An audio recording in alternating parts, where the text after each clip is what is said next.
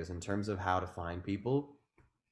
Um, one, yes, make sure you hire a great producer, because they are your glue and they're going to hold your project together. Two,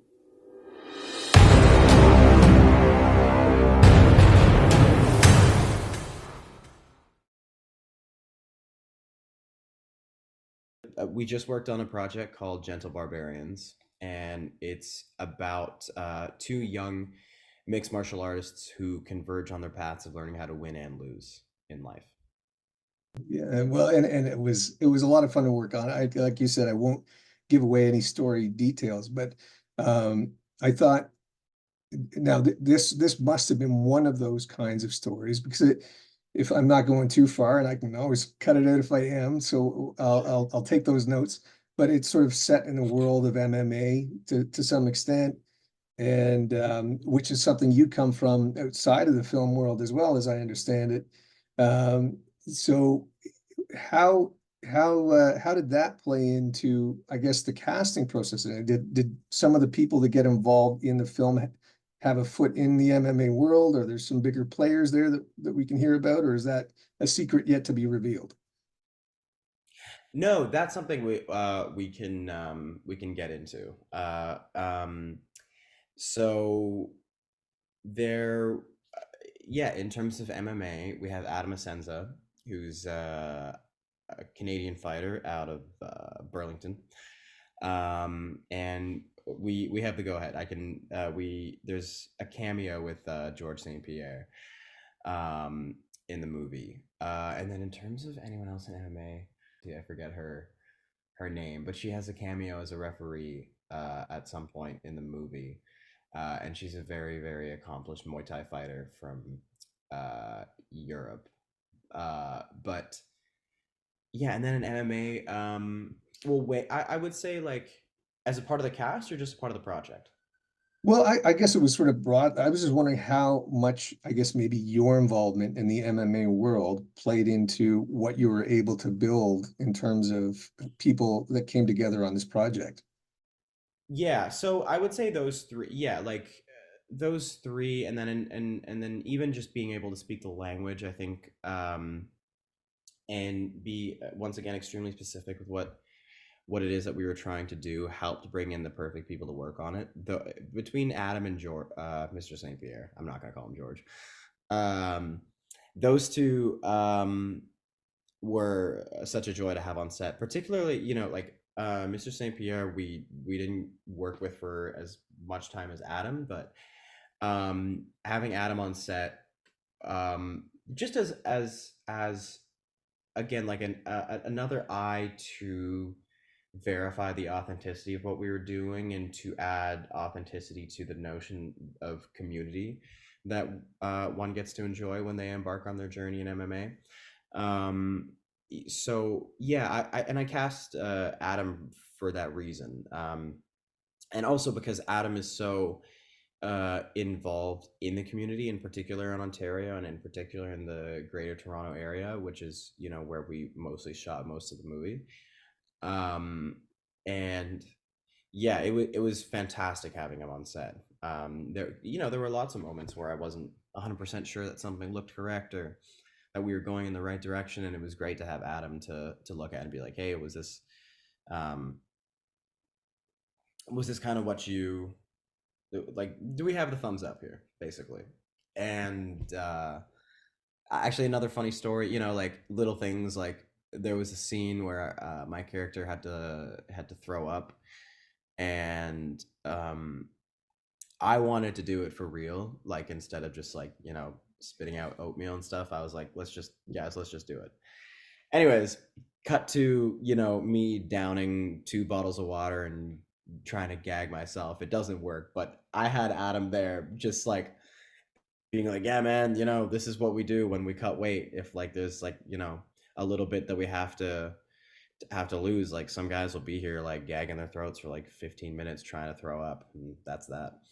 Wow. um and then yeah, and then with Mr. St. Pierre, without getting into too much of what exactly he's doing, I think just having him attached to the project is, I consider it a seal of approval, that this icon, who also just happens to be the most humble, down to earth man, is like, okay with being in it. That to me makes it legit.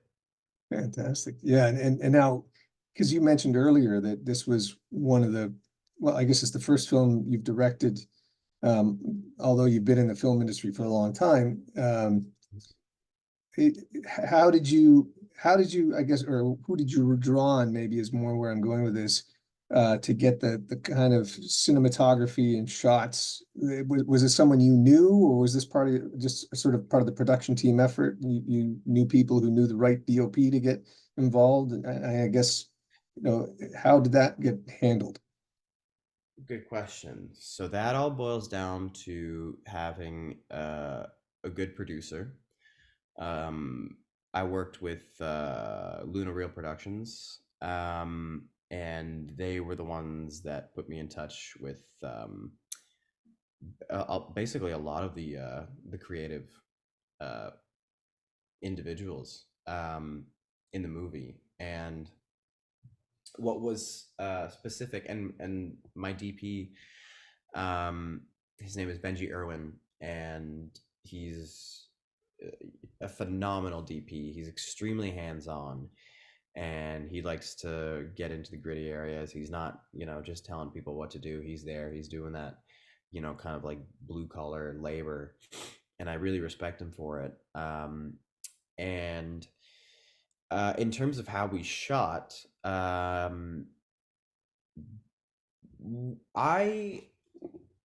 again, I think this kind of just boils down to, well, hold on. I want to answer your question specifically, because I know that this is kind of to help anyone who might be interested in following this path of making their own project. So what I will say is, in terms of how to find people, um, one, yes, make sure you hire a great producer, because they are your glue and they're going to hold your project together. Two, just call, email, ask questions, because oftentimes, yeah, and be persistent, because oftentimes, you reach out to someone, they say they can't do it, but here's someone who can. Here's my protege, who's looking for an in, and then boom, there you go. There's your connection. I think it really just boils down to being scrappy, and just inquisitive, and you know not taking no for an answer. Yeah. Um, Well, and I was yeah. one of the reasons I was curious about how you like, because there seems to be something specific, especially the Gentle Barbarians needed, because there are fights in it, there is action, and I was sort of standing back in the wings in a couple scenes waiting for my turn to come up, and I was watching you and your DOPs working around some of that action, and they did a great job, kind of both with the Mhm. coordination and with staying out of the way of things, as they needed to be shot, so that actors could kind of move through the setup that they were moving through. So not everyone is as capable of capturing the footage while that kind of action's going on. So I thought, well, you Mhm. really dialed into some great people there. Yeah, and you know what? First off, shout out to Benji. Again, that's all him, and he knew what he was signing up for. We were very specific about what we wanted to do, and he just went for it, and I really admire that. Another thing, yeah, even in terms of, like, my own producer, or producers is plural. There's a lot of people that worked on this. I'm sure people might be wondering, how do you find a producer? That came down to a few things. One, as an actor, I had done a very, very, very, very, very low key paid short film in like 2018 that, I don't even know where one could watch it right now, but that introduced me to Michael James Regan, who's a producer in Toronto, who's involved in this project. And, that just added some familiarity. Cut to 2021, I give my agent a call, and I'm like, hey, the script's done. I'm trying to, make some moves on this. And she recommended me to Michael. So, and I think adding to that, I want to say, like, again, Michael and my agent are phenomenal people, and I think there is truth to the notion that good people know good people. So I think, you know, that's something to keep in mind. Whoever it is that you reach out to, um, pay attention to your own intuition, whether or not you trust this person or whether or not you think it's the right fit. I think that's definitely a very, very important aspect to consider.